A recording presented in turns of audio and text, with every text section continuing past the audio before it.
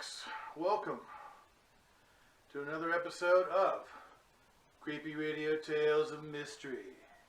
I'm your host, Dr. Asmodeus. This is my little buddy, Numo, the inflatable robot. Alright, here's my little buddy here. Also, Shrinky Dave, the shrunken head. That's right, Shrinky Dave. Okay, tonight's tale is called Gift from the Dead, about some magical jewels that can apparently make people come back from the dead. Sounds pretty cool, huh? What do you think, Numo? You excited? Alright, let's have a look, everybody, and let's have a listen.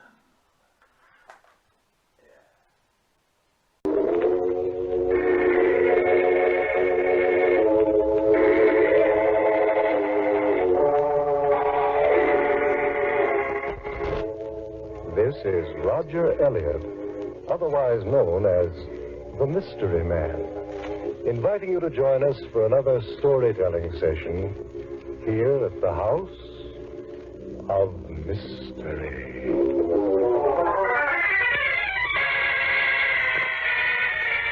Well, Johnny, how was that picnic last week? Wow, just swell. Oh, it was wonderful, Mystery Man. Simply wonderful. I'm glad to hear it. I hope you're all remembering to stay outdoors as much as you can. And now I see it's time for today's mystery. The story I call A Gift from the Dead.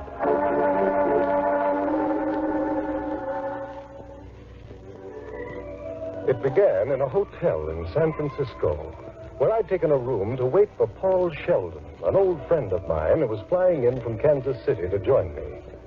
Some weeks ago, Paul and I had been invited by his sister, Jane Kovarak, to spend a few days at her home in the beautiful but rugged Big Sur country, 150 miles south of San Francisco. We'd accepted Jane's invitation with enthusiasm as evidence of her complete recovery from the shock of her husband's death. Well, my thoughts were miles away when the bellboy knocked on my door and handed me a letter. It was from Jane. I opened it and began to read, but I was hardly beyond the first line when a vague feeling of uneasiness crept over me. I was hardly beyond the first line when a vague feeling of uneasiness crept over me. The note was brief and to the point. She was canceling her invitation. As the day wore on, I reread the letter several times, each time feeling more uneasy. And by afternoon, I found myself pacing restlessly back and forth, impatient for Paul's arrival.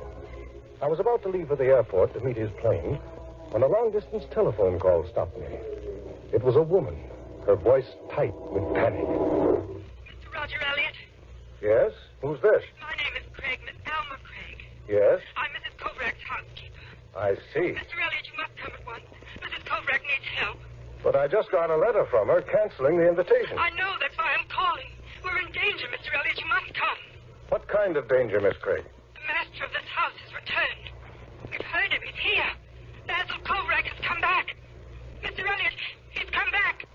From the dead. With a sharp click of the receiver, Miss Craig's voice was gone. Something had to be done, and quickly. I packed my bag, checked out of the hotel, and drove at once to the airport.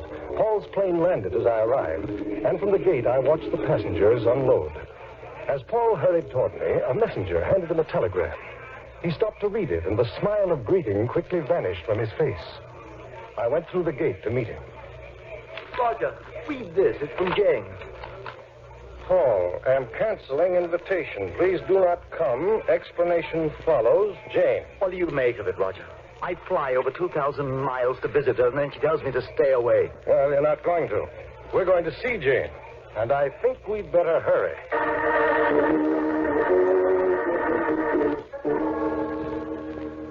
A bank of heavy clouds hung over the ocean to the west as we turned onto Highway 101 and started toward the Big Sur country. As the miles clicked by, I told Paul about the letter I had received from Jane and the frantic phone call from her housekeeper. When I repeated what she'd told me about Basil Kovarak, Paul's eyes grew hard. He spoke with an undertone of bitterness. Roger, I opposed that marriage from the first moment I met Basil Kovrak. I could understand why Jane was so completely infatuated. He was handsome, wealthy, and thoroughly educated. But to me, there was something cold and brutal about him. Something odd and difficult to define. And he was proud, almost insanely proud. The Kovrak name is an old one. A titled European family, wasn't it? Yes, Basil was a count or something. The last heir, I believe. Well, immediately after the marriage, he took Jane to live in the house where she is now. Oh, it's a strange place, Roger. Huge and rambling, perched on a cliff overlooking the sea. Nothing modern in it except the telephone. Kovrak kept it exactly like an ancient feudal castle. Well, was he in business, Paul? How'd he spend his time? Well, near as I can tell, he devoted all of it to preserving the Kovrak family traditions. He had no other interest. He and Jane lived there alone. No one else but the two servants, Miss Craig and the handyman, was ever permitted on the place. Not even I. That's strange. Certainly doesn't sound like Jane. Oh, she's changed, Roger. Why, when they'd been married about 3 years, I visited her unexpectedly, and would you believe it? She refused to see me. Sent word she wasn't feeling well. But I saw Basil. He came out of his library while I was waiting at the door. He looked at me with those strange, dark eyes of his. Then he approached me. I got the coldest reception of my life. Mr. Paul Sheldon. Hello, Basil. You've come to see my wife, I presume. Yes, I plan to see my sister. Mrs. Kovrak does not wish to be disturbed. And I, for my part, do not wish the routine of my household disrupted. We have nothing in common here with the outside world, and it is not our wish to change. But I don't understand. I've There's come a no long need way. to pursue the matter further, Mrs. Kovrak, and I do not wish to be intruded upon. Miss Craig, please show Mr. Sheldon out.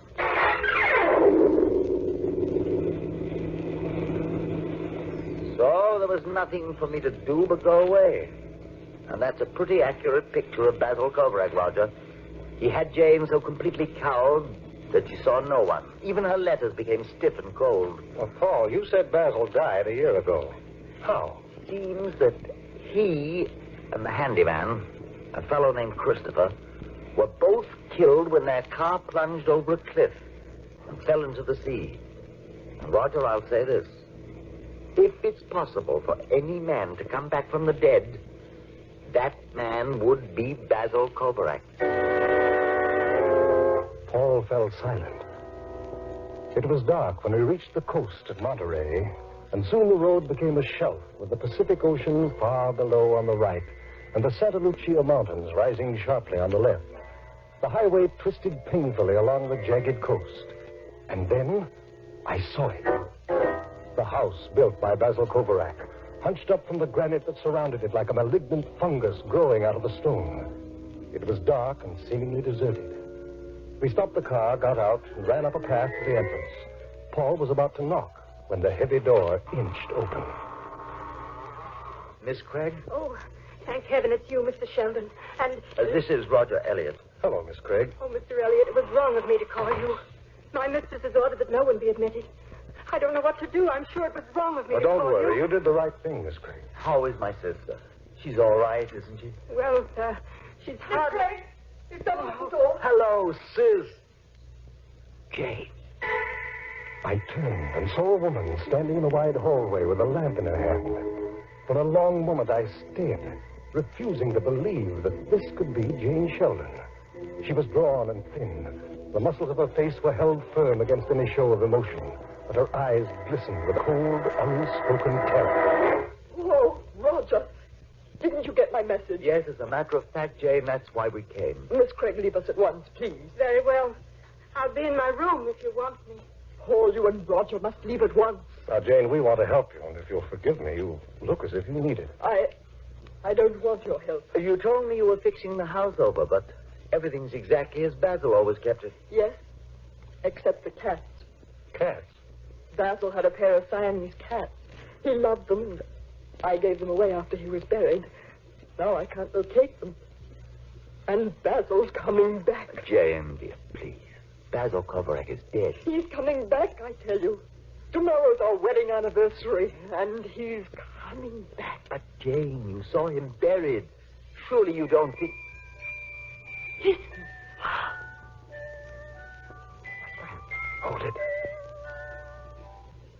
music. What was it? The jewel box. The Kovrak jewel box. Basil is in this house. Right now. Jane was terrified. She swayed and almost fainted as Paul and I helped her to a chair.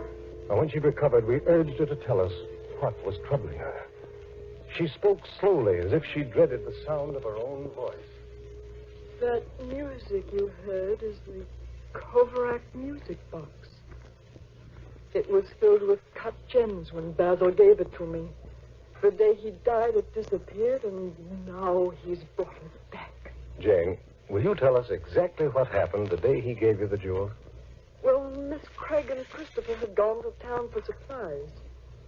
I was sitting outside on the terrace when Basil called me into the library. I went in, and on the desk was an exquisitely carved casket I'd never seen before. He closed the door and looked at me a long time before he spoke. We are alone, Jane. I'm going to show you something. An inviolable secret. Promise me you will keep it always. Of course. Today is our 5th wedding anniversary. In token of the occasion, I make you this gift. Oh, it's beautiful. One moment, Jane, before you open it. Contained in this box is the lifeblood of the Kovrak family. The key to Kovrak wealth and power. It is a grave responsibility. You may open it now. Jewels. Yes. Look at them, Jane. Sparkling and flashing. See, they blaze with a life all their own. The undying fire in those stones has been the symbol of immortality for countless generations of my ancestors. The jewels are yours now. And through them, you are bound forever to the Kovraks. They must be priceless. Oh, I'm afraid to keep them here. We must put them in a vault. No. They will stay here in this house. Under your care. But Basil is so valuable, I'd be It's a afraid. timeless tradition that the wife of the Kovrak heir keep the casket of jewels. We will not break that tradition. Someday you may come to realize in what sense that box of precious stones means immortality to the Kovrak. Basil placed the box of gems in my hands and walked out of the library. I took the box to my room and hid in the bottom of the trunk in my closet. And always before I went to bed, I checked to see if it was safe. After Basil's accident, I went to look at the jewel box. It was gone. A few nights ago, I'd heard it playing. Basil, the last of the Kovraks, was coming back from the grave. Jane was trembling as she finished her grim story. Hey everybody, Dr. Asmodeus here again with Numo and of course my buddy Shrinky Dave. We wanted to remind you, if you want to send us a line, you can just go ahead and drop us a line to the email you see below, dr.asmodeus@yahoo.com. That's right, dr.asmodeus.com. And then you can drop us a line. Tell us if there's anything you're kind of interested in, comments you may have. Keep it nice. Keep it nice. I'll curse you. I will. I'll do it. I've done it before. Okay. Wait, what's that? Hey, hang on. Oh. Shrink.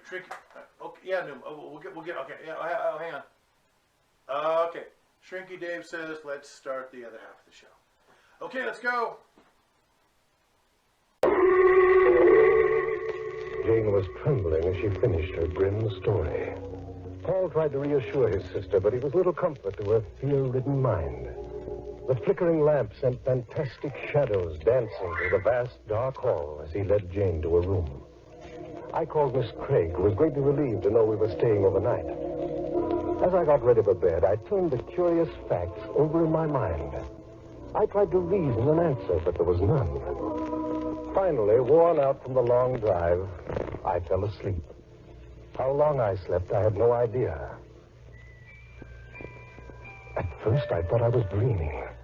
Then I realized something definite had awakened me. The music was playing again. Somewhere in the house, the fatal jewel box had been opened. I jumped out of bed and ran out into the hall. Paul's door flew open a second later. In the wavering light of his lamp, we stood listening intently.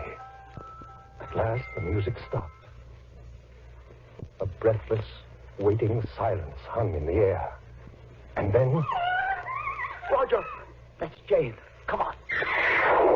We ran for her door, thrust it open, and there she stood in the center of the room, staring in frozen fascination. My eyes followed her gaze. In spite of myself, a wave of sudden horror made my scalp crawl. For I saw, lying on the dressing table, glittering with blood-red malevolence, a huge, square ruby. Needless to say, the rest of the night was spent without sleep. At last, morning came, gray and damp. I was waiting in the dining room when I heard Jane and Paul come down the stairs. Paul smiled a weak greeting, but Jane, haggard from the sleepless night and exhausted by fear, came directly to me and seized my hand. Roger, Paul won't listen to me, but you must. I implore you to leave this house. This is my wedding anniversary, and I know Basil will come back tonight.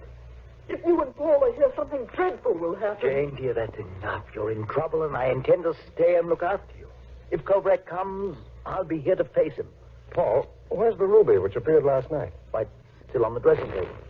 Would you mind getting it for me? I'd like to see it. Not at all. I'll be right back.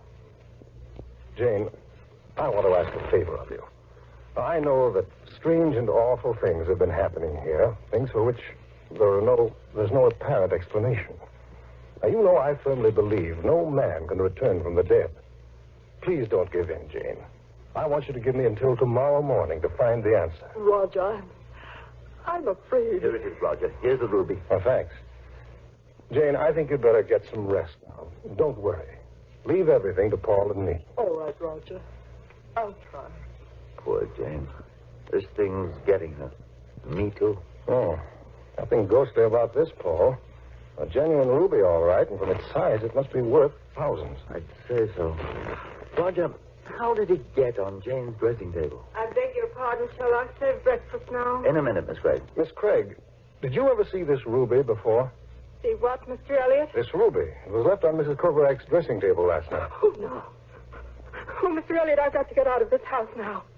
When he comes back, he'll get his revenge on me for not telling. Not telling what, Miss Craig? Do you know something about the ruby? Yes, sir. You see, Christopher and I, we were sort of planning on being married someday. But he always had big ideas. One day he came to me in the kitchen and whispered that he'd seen a box of wonderful jewels. Did he say where? He wouldn't tell me, Mr. Sheldon. But he said he was going to steal them and run away.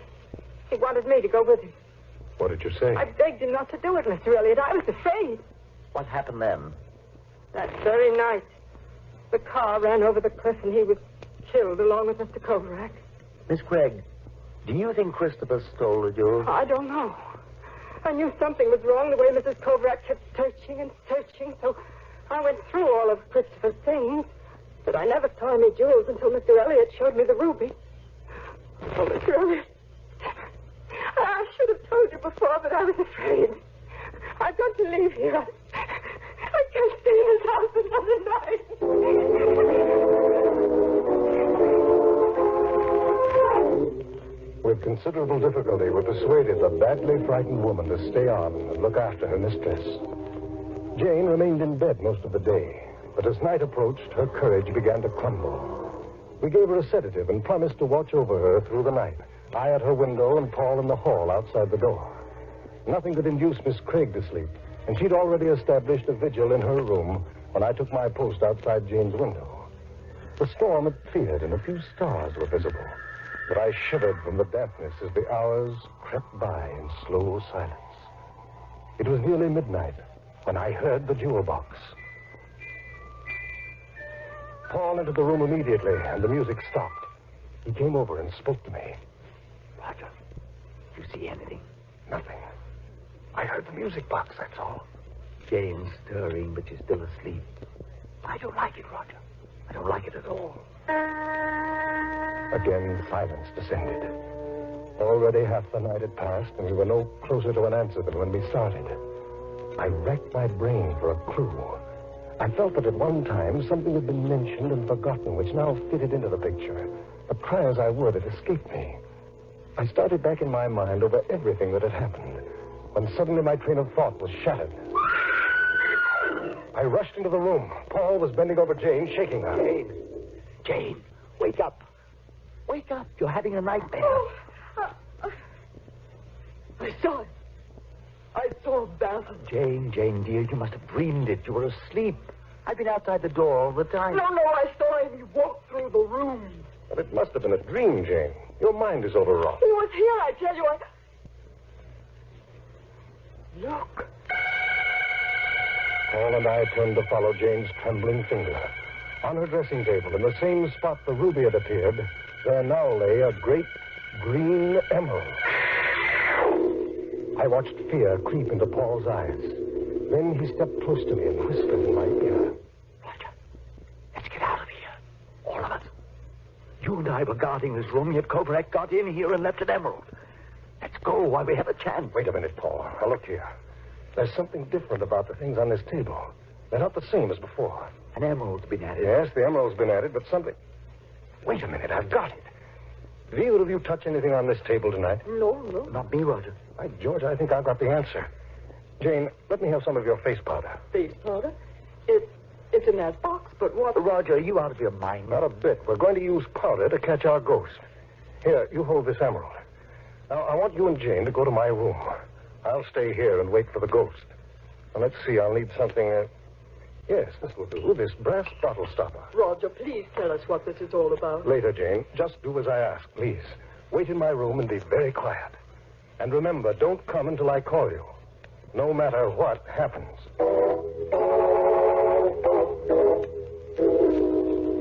Reluctantly, Paul and Jane left me alone in what they thought was a haunted room. As soon as they'd gone, I went to work. In a few minutes, I was ready. I turned out the lamp, and the room was plunged into darkness.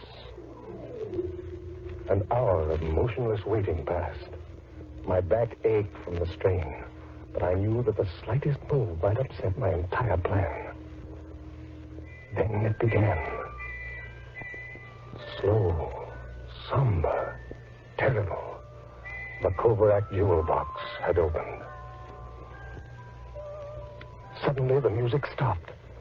I held my breath and listened. I knew that whatever had opened the jewel box was here in this room with me. For a long moment, nothing happened. Then I became aware of a faint, soft stirring from the direction of the dressing table. Something clicked against the glass surface. I must have moved then, for the chair in which I sat creaked loudly. There was a frenzied rustling and thumping. I jumped up from the chair and lit the lamp. There on the table was a flashing blue diamond, and the brass bottle cap was gone. I ran to the door and called out to Paul and Jane. In a moment, they and Miss Craig hurried into the room. Roger, are you all right? We heard the jewel box. The ghost, Mr. Elliot. Where's the ghost? Did you get him? Well, I haven't caught him yet, but I know who he is and where to look for him. Here, Paul, give me a hand with this bookcase. All right. Unless I'm mistaken, we'll find a small hole back here somewhere. There. That's enough. Hold the lamp closer. Yes, here it is, a crack in the wall in the corner. Bring that poker over, Paul. Let's rip out part of this wall. All right. Along here? That's my guess. That should be enough. Now let me get my arm in there. Yes, here it is. The cover's been sprung. Listen. It's the jewel box. You mean it's there in the wall? Yes. Just a minute now. It's wedged in. Here it is. The Kovrak jewels. Good heavens. Look at them. A fortune. Roger, I don't understand. How did you know they were here? You see this powder on the table and the floor? Well, I sprinkled it. Why, there's a trail of tiny footprints through it. Like an animal. Exactly. And it leads straight to that corner by the bookcase. That's the answer. What seemed to be the ghost of Basil Kovrak returning from the dead was actually the work of a notorious kleptomaniac, the pack rat. A pack rat? Why, I can't believe it. It's incredible, Roger. Then Christopher must have stolen the jewels and hid them in the wall when he was making repairs in here. No doubt. And he intended to return for them later, but died before he could carry out his plan. But, Roger, I thought pack rats always took things away instead of returning them. They do. They're natural-born thieves. Now, this section of the wall lies between the pantry and the pack rat's nest. Each time he made a trip to steal food, he was attracted by the jewels. He nuzzled his way into the box, and that's when the music played. Then, as he got bolder, he came out into the room here, where he was again tempted by the bright, shiny objects on the dressing table. Now, having no sense of value, he gladly traded this priceless diamond here for a brass bottle cap. The same thing happened with the ruby and the emerald. I got my first real clue when I noticed that your nail file was missing, Jane, when the emerald appeared. And then I remembered the cats. When you got rid of them, you left the way wide open for the pack rat. Oh, Roger, I don't know what to say. I've been such a fool. No, you haven't, Jane. You've got a very vivid imagination, that's all. The fear in your own mind was all that distorted the pranks of a mischievous pack rat into a gift from the dead.